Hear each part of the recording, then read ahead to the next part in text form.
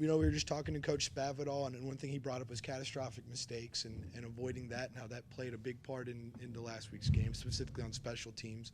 How do you avoid those catastrophic mistakes? Yeah, I didn't hear all Coach's deal, but what a game! I mean, I've been part of a lot of these too, and Coach Spavital and I were talking Saturday night, and I mean, I just remember driving home, and we were just trying to piece together all the craziness that happened in that game. I mean, there's stuff that happens in one game that may not happen in an entire season. So, the biggest thing is you got to learn from them. I mean, you got to learn from the mistakes that you are controllables. We talk about controllables all the time, and some of those are controllables, and some of them at times there's going to be some craziness that happens. Tip ball interceptions, or sometimes a player makes a really good play on a fumble, or causes a fumble, and that's just football. I mean, things are going to happen, but again, it's been a tough year. Obviously, we talk about the turnovers, those things at times. Some of that's obviously on us, and we got to do a better job at times as an offense protecting the football. And we got to be able to,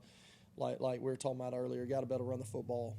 It all starts there. It always has, always will. And so we got to do a better job, obviously, running the football to help us out, later in the game. And, we're going to continue to self-evaluate and find ways to do that and take advantage of one-on-ones on the perimeter when they give it to us. But yeah, crazy game. Obviously, one we wish we had back, and unfortunately we just didn't get it done.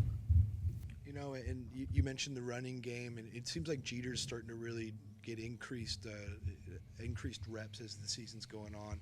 Do you think he's going to be an important factor the last two games of this season?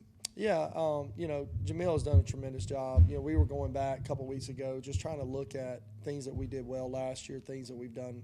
Sometimes you just get so enamored or just in the little cycle of football, you kind of forget like what happened week 1, week 2, week 3, and then we kind of just started looking at big plays, and you could start to notice that Jamil last year had several, this year he had several, and obviously had another one on Saturday, gets called back for a holding penalty, and he's done a really good job. He practices well. Jeter doesn't say much.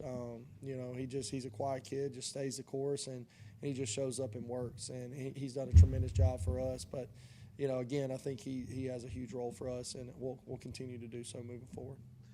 Coach, one guy that we haven't seen lately is Brock Sturgis. It seemed like his touches are going down. Is there any specific reason for that? Yeah, I mean, it's just, again, with Brock, I know he had some injuries earlier on, and he, obviously had some turnovers, that resulted throughout the season. But I think it's just a little bit of what we just talked about, kind of looking at, the way Jeter's practiced, the way Jeter's done. Twyfer's done well, Calvin's done well. And it's not anything Brock's necessarily done bad or any of that stuff. It's just some of those other guys have performed well, and just kind of been riding those guys a little bit. And then Tyler Vitt, 3 games in now. How do you kind of rate how he's done behind center? Yeah, you know what you're going to get with T-Vitt. Completely consistent. Again, I know there's some things that he's always going to want back, but just so tough and so smart, and the conversations you have with him on the sideline, you can tell he definitely sees the game, and he's able to communicate with you and what he's able to see and what he likes and doesn't like, and just proud of that kid, man. He's in today's age of college football.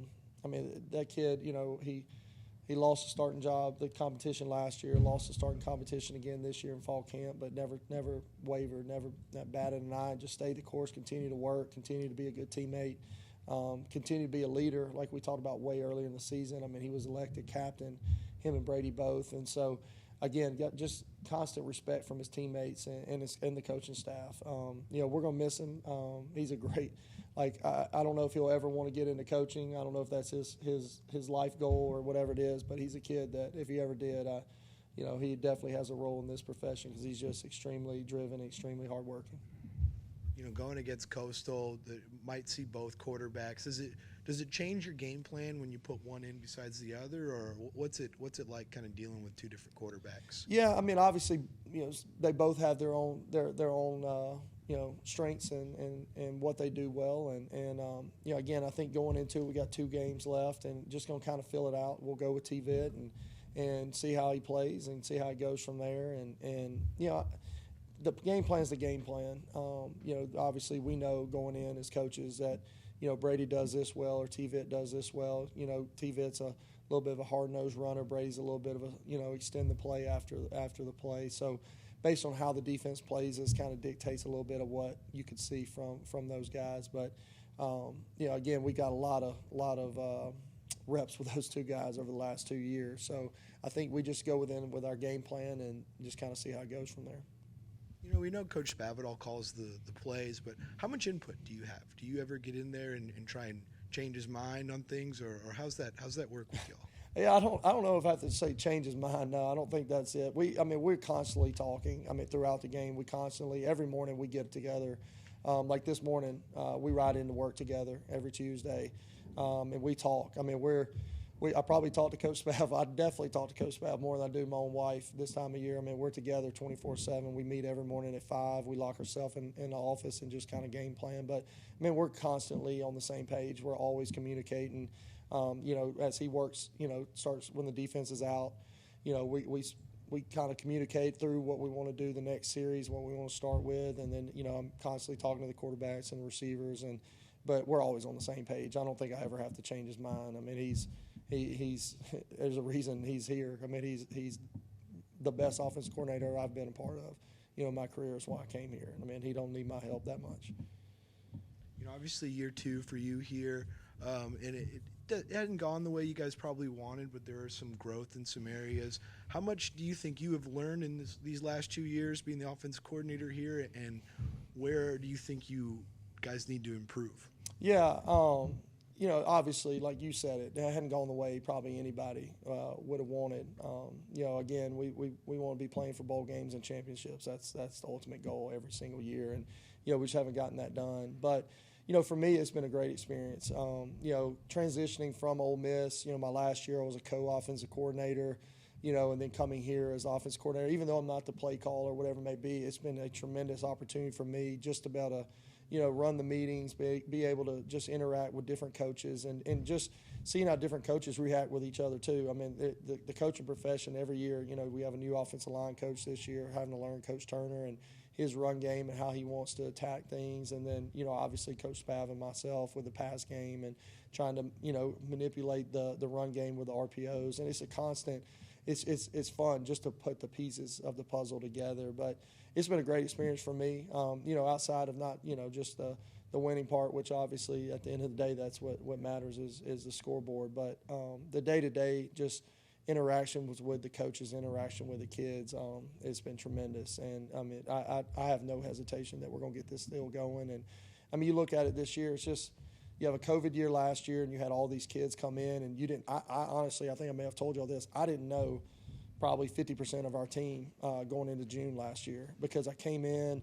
It's definitely defensively I didn't, and you're still learning some of the offensive guys what they could do after only having them for 4 practices in the spring and then losing them all of March and April and May, and then I had no idea what they could do well and what they couldn't, and then you bring new guys on top of that. So I didn't know through week 3, week 4, week 5 what some of these kids were good at and what they were bad at, and then this year, just with the super seniors on top of everything else, it seems like every week you're playing somebody that's been in college for 6 years, and you're trying to, you look at Coastal this week. Tremendous defense, and those dudes have been around for a long time. And then same thing with Georgia Southern, same thing with Louisiana and Troy and South Alabama. It just seems like every year or every week you're playing a really good defense with a really good scheme, and guys has been doing it for a long time. But it'll be interesting to see how this deal plays out after this year. I know some teams are losing some guys in our conference, and I feel really good about the direction with the offense. We got a lot of guys coming back. We've been kind of with senior day the other day. Probably had some meetings a little bit earlier than you normally would with some of the offensive players to kind of fill out who's planning on using that last year, who's not, who's planning on moving on with their life and graduating and kind of getting a job, and who doesn't. And so I feel really good about the pieces we got coming back. You mentioned that you're going to have a lot of guys back, but some of those guys on senior day, some offensive linemen, Tyler Vitt, how crucial is recruiting for getting some of those guys back and getting it going next year? Oh, absolutely huge. We're constantly meeting on that, and it kind of gives us direction too, which direction we need to head in, based on who's not coming back and who is coming back. Because the numbers, as y'all all know, are kind of different this year with the additions of initials, and so and then you got some graduation guys, so we'll be able to kind of fit some of those guys in mid-year and get them in so they can go through spring ball, because that's ultimately the goal. Is you'd love to be able to get some of these guys in as early as possible, just so they can get acclimated and just learn the offense and learn their teammates, and then we learn them and they learn us as well. But that's kind of getting to that phase. Obviously, we got 2 games left, and then it'll be a full sprint to December signing day, trying to get as many of these guys we can in the boat. And obviously we'll have official visits, and contact period will open up. We'll be running all around. Be a little bit different than last year at this time, where you couldn't do official visits. We're doing Zoom deals, running through the team room on our cell phones and everything else. It was the wildest thing I've ever been a part of. So I thought about it after that. I'd really not recruited outside of our bye week this year. I'd only recruited one time since I've been here, and that was right when I got hired. I just went and got a maroon shirt when I had just gotten hired here. I was still living in Oxford, and I'm bumping around the Mississippi junior colleges with a maroon shirt that didn't really have Texas State at the time because I'd just gotten hired here. So, trying to figure that whole thing out, that whole dynamic. So a little bit interesting year from a recruiting standpoint. So a little bit more normalcy this year.